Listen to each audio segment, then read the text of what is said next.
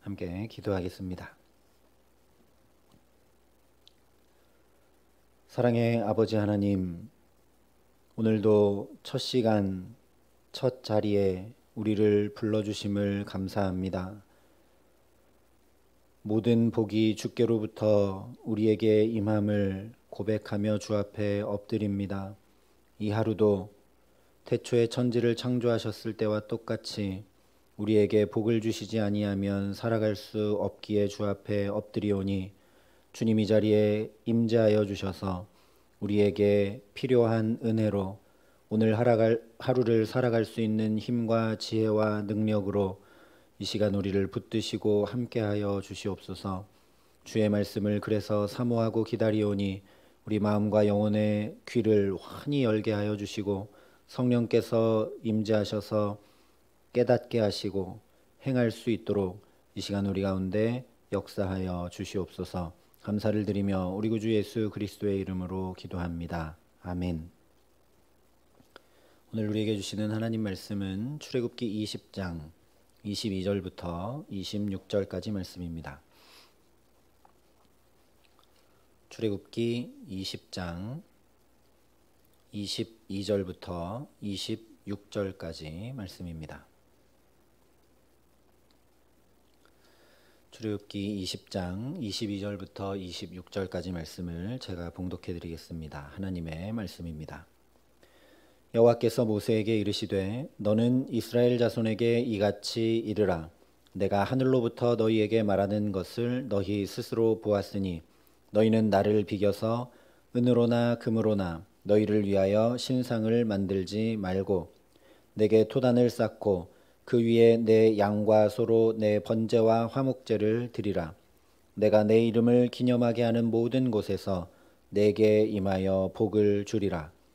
내가 내게 돌로 제단을 쌓거든 다듬은 돌로 쌓지 말라. 내가 정으로 그것을 쪼면 부정하게 함이니라. 너는 층계로 내 제단에 오르지 말라. 내 하체가 그 위에서 드러날까 함이니라. 아멘. 하나님께서 이스라엘 백성들과 십계명 언약을 맺으신 후에 그 십계명을 지키는 것이 실제 삶에 어떠해야 되는지 오늘 말씀부터 구체적으로 이야기해 주고 계십니다.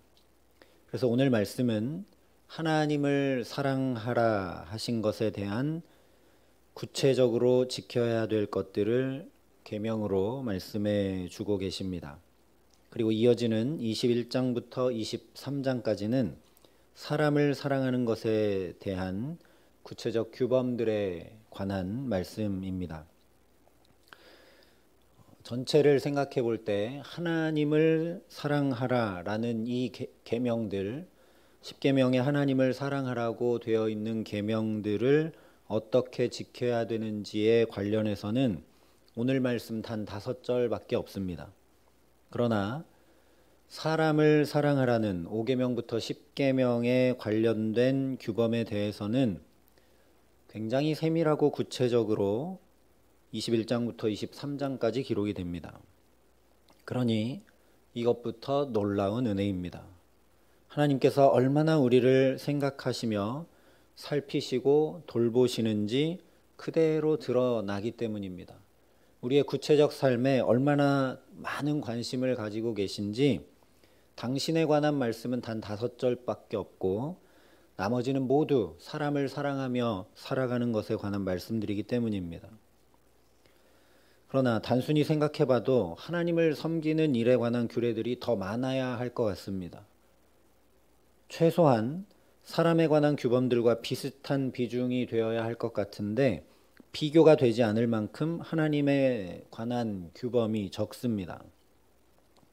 그런데 그 규범이 바로 오늘 말씀에 기록되고 있는 제단에 관한 법입니다. 다시 말하면 하나님을 예배하는 것에 대한 규범 외에는 하나님을 사랑하라는 계명에 대한 말씀이 더 이상 없다라는 것입니다. 그래서 우리가 분명히 알 수밖에 없는 것은 우리 모든 삶이 예배로부터 출발하고 예배로 인해 세워지고 예배를 통해 온전해진다는 사실입니다. 이미 말씀을 나눴던 것처럼 십계명은 출애굽한 이스라엘 백성들이 지배와 피지배가 있고 왕과 종이 있고 또 인과 응보의 법칙만 존재하는 세상 나라들과 전혀 다르게 제사장 나라 거룩한 백성, 즉 하나님 나라를 이루고 누리며 살아갈 수 있도록 주신 비전이고 소망이며 붙드는 힘이자 실제 삶을 살아가는 방식이 바로 십계명입니다. 그런데 이 놀랍고 새로운 삶을 살아가기 위해 다른 많은 것들을 해야 되는 것이 아니라 온전한 예배를 드리기만 하면 된다는 말씀이 바로 오늘 말씀입니다. 광야의 이스라엘 백성들만 아니라 오늘 우리도 마찬가지입니다. 우리의 예배가 온전하면 삶이 온전히 세워지게 되어 있습니다. 그러나 반대로 예배가 무너지면 성경에 맨 처음 나오는 가인의 예배처럼 가인의 삶이 또 무너졌던 것처럼 우리의 삶도 무너지게 되어 있습니다. 교회에서도 사실 본질적으로 보자면 다른 프로그램이나 행사가 없어도 예배가 제대로 드려지면 됩니다. 성경 공부, 목장 모임, 친교 모임, 이런저런 행사들이 많다는 것은 예배로는 부족하다는 것의 반증이기도 하다는 말씀입니다. 정말 신령과 진정으로 하나님을 만나는 예배를 온전히 드리기만 하면 다른 모든 것은 하지 않아도 사실 아무 상관없게 됩니다. 그래서 이 시대가 어렵습니다. 온전한 예배가 쉽지 않은 시대이기 때문입니다. 그러나 그럴수록 우리가 하나님 앞에 온전한 예배를 드리며 나아가는 예배자, 하나님께서 오늘도 찾으시는 참된 예배자 되게 하시기를 간절히 기도합니다. 오늘 이 예배에 관한 규범들을 말씀하시면서 가장 먼저 22절에 이렇게 말씀을 합니다. 여호와께서 모세에게 이르시되 너는 이스라엘 자손에게 이같이 이르라. 내가 하늘로부터 너희에게 말하는 것을 너희 스스로 보았으니. 여기 하늘로부터라고 분명하게 말씀을 합니다. 하나님의 말씀이 어디로부터 들려졌는가를 굳이 말씀하십니다. 하나님은 하늘에 계신 분임을 말씀하시는 것입니다. 하늘은 상징적으로 초월적 영역을 나타냅니다. 인간과 같이 땅에 속한 분이 아니라 하늘에 계신, 하늘에 속한 초월적 영역에 계신 하나님께서 주신 계명이 바로 이 십계명인 것을 기억하라는 말씀입니다. 십계명은 땅의 법과 전혀 다르다라는 말씀이죠. 너희가 이것을 스스로 보았으니 이 땅의 삶과 전혀 다른 삶이 펼쳐질 것을 사모하고 소망함으로 이 계명들을 지켜 나아가라는 말씀입니다.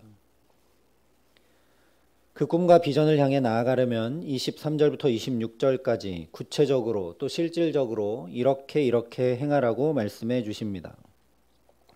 23절과 24절이 이렇게 말씀합니다. 너희는 나를 비겨서 은으로나 금으로나 너희를 위하여 신상을 만들지 말고.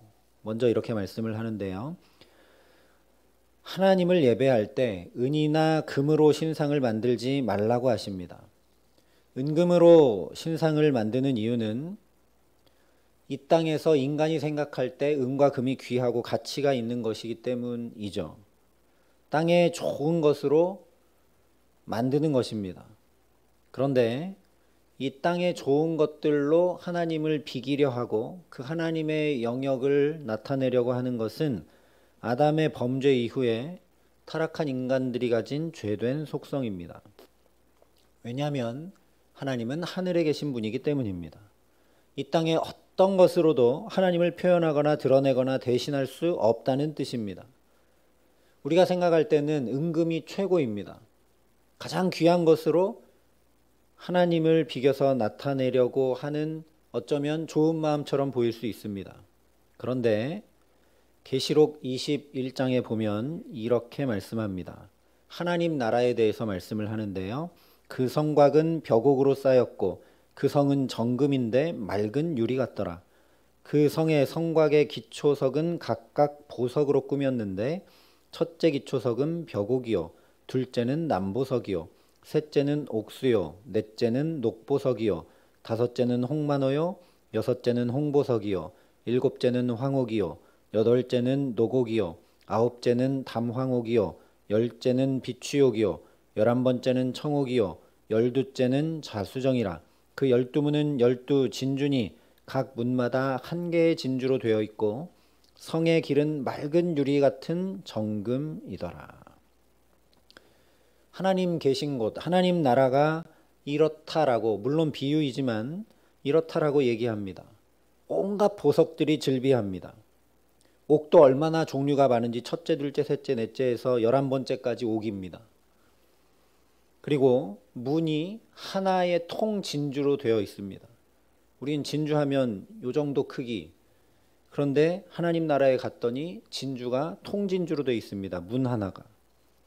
그리고 그 성으로 가는 길, 성에 깔려 있는 길은 유리처럼 맑은 순도 100%의 정금입니다. 뒤집어 말하면 하나님 나라는 은금도 전혀 귀하지 않은 곳이라는 말씀이죠.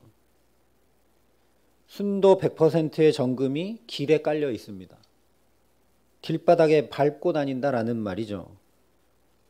우리가 볼 때 이 땅에서 최고의 가치를 지니는 보석들, 순금 이런 것들이 그냥 흙처럼 흔한 곳이 하나님 나라라는 이야기입니다. 물론 하나님 나라가 막 우리가 생각하는 보석으로 뒤덮여 있다는 이야기는 아니고 비유이지만 이 말씀은 도저히 이 땅의 것으로는 아무리 좋은 것으로도 하나님과 관련된 그 어떤 것도 표현할 수 없다라는 말씀입니다. 그래서 계시록에 계속 그 성은 해나 달의 비침이 쓸데없으니 이는 하나님의 영광이 비치고 어린 양이 그 등불이 되심이라 말씀합니다. 이 땅의 것으로 하나님의 것들을 표현하려고 하면 할수록 사실 그러니 하나님의 영광만 가리게 됩니다. 우리는 귀하다고 생각해서 예를 들어서 금 같은 것으로 하나님을 표현했는데 하나님 나라 가면 그게 길바닥에 깔려 있는 것이니 얼마나 모욕적인 일입니까?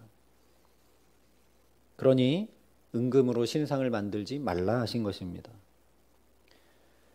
두 번째는 25절 말씀입니다. 내가 내게 돌로 제단을 쌓거든 다듬은 돌로 쌓지 말라. 내가 정으로 그것을 쪼면 부정하게 함이니라. 하나님께 예배할 때 자연 재료 그대로 제단을 만들라고 하십니다. 이 고대 금동 시대에는 제물을 드리는 시간과 장소를 특별하게 여겼습니다. 멀리 갈 것도 없이 우리나라도 삼국시대나 조선시대에 굉장히 특별하고 중요하게 여겼죠. 왜냐하면 전 세대를 통틀어서 아마 비슷할 겁니다. 하늘과 땅이 만나서 신적인 능력이 증가되는 곳이 제단이라고 여겼기 때문입니다. 그래서 제단을 여기도 역시 마찬가지로 인간이 할 수 있는 최선의 정성을 들이고 화려하게 꾸몄습니다. 모든 신전들이 그렇습니다. 그리스에 있는 신전들을 봐도 그렇고 우리가 종종 사극에서 보는 신전들도 그렇습니다. 그래서 하나님께서 다듬은 돌로 하지 말라라고 말씀하신 것입니다. 이것은 이방의 제사와 구별하신 것입니다. 이걸 다듬는 것 자체가 인간의 의도가 배어 들어가는 것이죠. 인간의 잔재주로 높이기에는 하나님이 너무 크고 높으신 분입니다. 다듬어지지 않은 돌로 쌓은 제단은 초라할 수밖에 없습니다. 그래서 우리가 하나님 앞에 다듬어지지 않은 제단을 쌓고 예배하는 것이 죄송스러운 마음이 들고 이렇게 하는 건 아닌 것 같다는 마음이 들 수도 있지만 여기에는 분명한 하나님의 의도가 있습니다. 이렇게 다듬지 않은 제단을 쌓으라 하신 말씀은 너의 의도를 다 내려놓고 하나님의 방법을 인정하며 예배하라는 말씀입니다. 하나님 앞에 나올 때는 그 어떤 나의 생각과 나의 계획과 나의 뜻도 가지지 말고 하나님의 방법을 인정하고 그저 하나님 앞에 나와 예배하라는 말씀이 이 말씀입니다. 세 번째로 26절에 또 이렇게 말씀합니다. 너는 층계로 내 제단에 오르지 말라. 내 하체가 그 위에서 드러날까 함이니라. 보통 제단은 높은 곳에 쌓았습니다. 하늘과 땅의 능력이 만난다는 생각을 했기 때문이죠. 그래서 보통 계단들이 이렇게 있어서 그 제단으로 올라가게 되어 있는데 하나님은 그렇게 하지 말라 하십니다. 그런데 이유가 뭐냐면 내 하체가 그 위에서 드러날까 함이니라 이렇게 말씀합니다. 그래서 단순히 말하면 예배할 때 하체를 드러내지 말라는 말씀입니다. 이것은 마찬가지로 이방 신전의 제사들과 전혀 다르게 구별하라는 말씀입니다. 이방 신전에서는 다산과 풍요를 위해 늘 하체를 드러내는 일이 있었습니다. 그래서 호세아서 같은 곳에 기록된 말씀들을 보면 언제나 신전에서 음행하는 일들이 있었습니다. 하나님은 이방 신전의 그런 제사들처럼 제사해서 하나님을 만나려고 하지 말라고 말씀하고 계신 것입니다. 하체가 드러나는 일이 절대 없도록 하라는 것이죠. 그러니 아예 계단도 오르지 말라 이렇게 말씀하신 것입니다. 데살로니가 전서에 보면 악은 어떤 모양이라도 버리라 이렇게 말씀했습니다. 하체가 드러나지 않도록 아예 계단도 만들지 말고 오르지 말고 그저 하나님 앞에 나오라는 말씀입니다. 예배할 때 그렇게 거룩하고 정결하게 세상의 방식이 아니라 하나님께서 우리를 만나 주시겠다고 하신 구별된 방법을 따라 예배하라는 말씀입니다. 이처럼 하나님은 이방의 신들처럼 임해오는 분이 아니십니다. 또 인간적인 방법으로 우리에게 오게 하실 수 있는 분도 아닙니다. 그래서 조각한 돌로 하지 말고 또 계단도 쌓지 말고 말씀하신 것입니다. 어떻게 친히 예배해야 되는지를 우리에게 말씀해 주셨습니다. 하나님이 예배 이렇게 하라고 말씀하신 데는 분명한 이유가 있을 수밖에 없죠. 24절 말씀입니다. 내게 토단을 쌓고 그 위에 내 양과 소로 내 번제와 화목제를 드리라. 내가 내 이름을 기념하게 하는 모든 곳에서 내게 임하여 복을 주리라. 바로 이것 때문입니다. 하나님께서 친히 임하셔서 복을 주기 위해서 이렇게 예배하라 말씀하신 것입니다. 이렇게 예배함으로 주님의 말씀을 주신 그 십계명을 지켜나가라는 말씀입니다. 십계명을 실제 삶에서 지킬 때 어떻게 해야 되는지 여러 규범들을 말씀해 주시면서 가장 먼저 이 말씀을 가르쳐 주신 이유는 가장 먼저 예배할 때부터 하나님을 사랑하는 법을 어떻게 지켜야 되는지 말씀해 주신 이유는 제발 하나님의 임재로 복을 받아 누리며 살게 하고자 하시는 하나님의 마음입니다.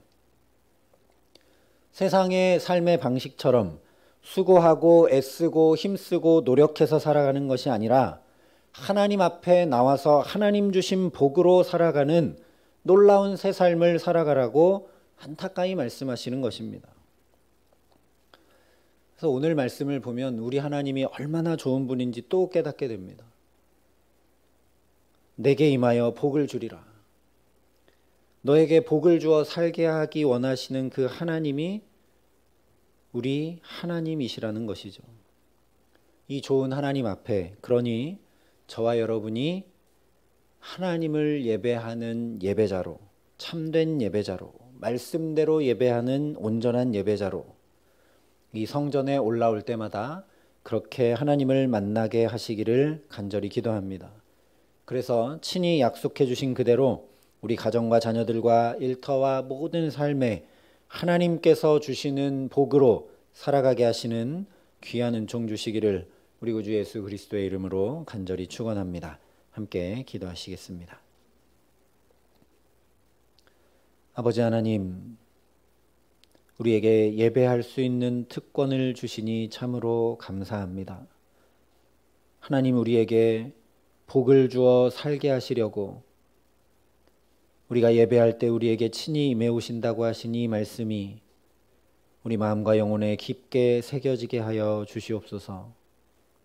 이 성전에 올라올 때마다 주님의 말씀대로 예배하는 참된 예배자로 살아가기에 하나님, 우리 예배가 온전히 세워져서 그 예배로부터 우리의 삶이 주의 축복을 받아 누리는 삶이 될 수 있도록 은총을 더하여 주시옵소서. 온전한 예배를 드리기 어려운 이 시대 가운데 그러나 주님께서 오늘도 참된 예배자를 찾으신다 말씀하시오니 그 예배자가 내가 되고 우리가 될 수 있도록 하나님 우리 가운데 역사하시고 함께하여 주셔서 주의 복이 충만한 교회, 주의 복이 충만한 가정과 일터들이 될 수 있도록 하나님 축복하여 주시옵소서. 이제는 친히 우리의 구원이 되신 우리 구주 예수 그리스도의 은혜와 그 독생자 예수를 아낌없이 내어주신 아버지 하나님의 놀라우신 사랑하심과 우리가 주 앞에 온전히 예배할 수 있도록 우리를 붙드시고 도우시는 성령 하나님의 교통하시고 역사하심이 여기 머리 숙여 오늘도 주께서 찾으시는 참된 예배자로 주께 나아가 복을 얻어 살아가기로 소망하고 결단하는 여기 모인 모든 주의 성도들과 사랑의 빛교회 모든 교우들과 이 나라 이 민족과 이 귀한 복음을 오늘도 세계 만방에 전하시는 선교사님들 가운데 이제로부터 영원토록 함께 하시기를 간절히 축원하옵나이다. 아멘.